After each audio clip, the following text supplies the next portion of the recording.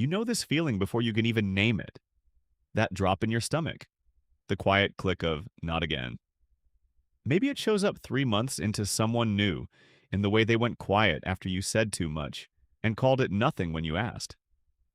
Maybe it's older than that. Either way, you know this shape. You have felt it before in someone else's hands years ago, and you swore out loud to no one that you would never let yourself feel it again. And here you are, feeling it again. Here's the part that should bother you more than it does. None of this felt like a warning sign going in. It felt like chemistry. Instant, easy, like you already knew this person somehow. That feeling has a name too, and it isn't the one you think. Rewind further than the last relationship, further than the one before that. There was a version of this, exactly this, quieter and smaller, that happened at your kitchen table when you were 9 years old. A parent who loved you and still managed to disappear without ever leaving the room. Someone whose warmth arrived on its own schedule, never yours. So you learned to read a room for the exact second affection might show up, and to brace for the exact second it might not. You remember waiting at the top of the stairs some nights, listening for the sound of the front door, trying to guess from the way it closed whether tonight was a good night or one to disappear into your room for. You didn't choose that. You were a child working with whatever love was on offer. But your body kept the blueprint. It filed away exactly what love felt like. Unpredictable, conditional, worth chasing. And years later, that blueprint is still running quietly in the background, scanning every new person for the one who will finally make the old story end differently. And you remember, even now, exactly which version of you earned the good days. Quiet, easy, never too much. You remember the specific days when you got it right too. The times you noticed the mood shift before anyone said a word, and adjusted, quiet and quick, so nothing would go wrong.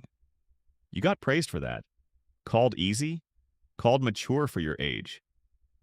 Nobody called it what it actually was, which was a 9-year-old learning to read a grown adult's nervous system for a living.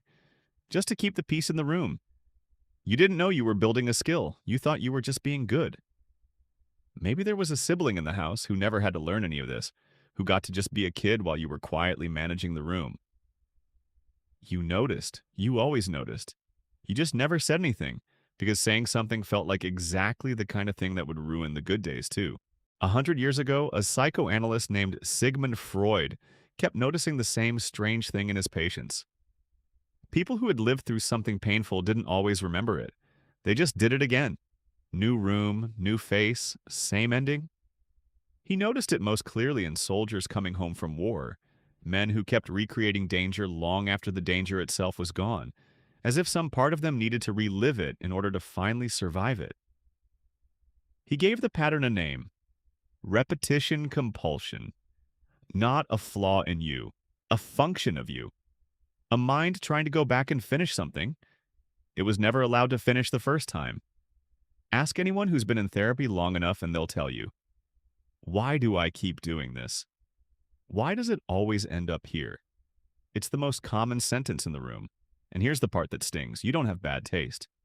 You have an old debt. Some quiet part of you believes that if you can just get this version right, if you can make this one stay, it will somehow undo the one who didn't. This isn't only psychological, it's wired in. Bessel van der Kolk, a psychiatrist at Boston University's School of Medicine who has spent decades studying trauma, found something telling. The nervous system doesn't sort people into good and bad. It sorts them into familiar and unfamiliar. That's it. That's the whole trick. A calm, emotionally available partner can register to your body as foreign territory. Unsettling. Not because anything is wrong with it, but because you have no memory of what to do with it. Someone who runs hot and cold, generous one week and gone the next, lights up the exact same circuitry your childhood already wired for love. Your body isn't confused. It's using the only map it was ever given. This is also why the anxiety and the attraction can feel like the exact same sensation in your chest. A racing heart before a text response, a tight stomach when they go quiet for a few hours. Your body isn't telling you this is love. It's telling you this is a frequency it already knows how to read.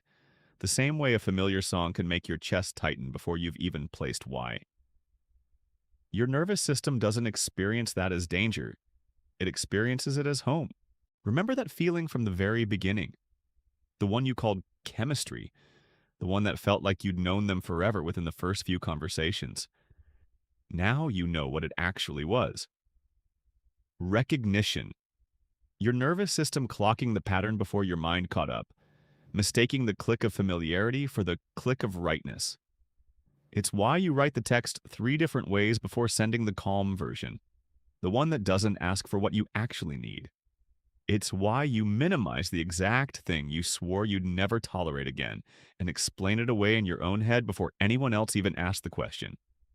It's why your closest friend noticed the pattern 3 relationships ago and you're only noticing it now. And it's why when someone shows up steady and easy and uncomplicated, some part of you gets restless or suspicious or quietly starts looking for the catch that has to be there because peace was never part of the blueprint you were handed.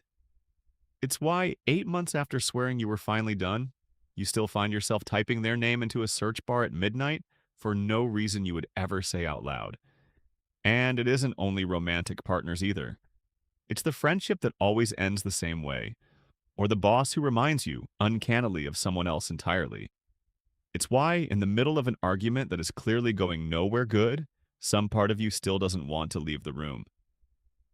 Staying in it, even as it gets worse, feels safer than the unfamiliar quiet of just walking away, and it's why the version of you who swears next time will be different somehow keeps meeting someone who, 3 weeks in, starts to feel exactly like the last one did.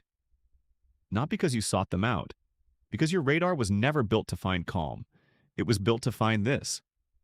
It's why the calm ones sometimes get boring embarrassingly fast, while the unpredictable ones hold your attention for months you'll spend the next year trying to explain to yourself.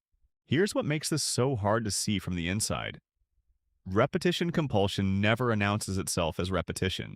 It always feels like this time. This person is different. This time it will finally land somewhere good.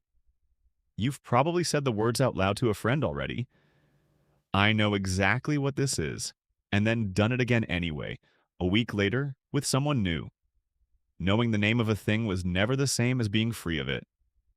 You've deleted the apps before, promised yourself, this time for real. And a month later, there's a new name in your notifications, one that already feels different, you tell yourself, even though some quiet part of you already knows exactly how this one goes too. That's not weakness. That's just how deep the wiring runs, because you were never actually choosing them.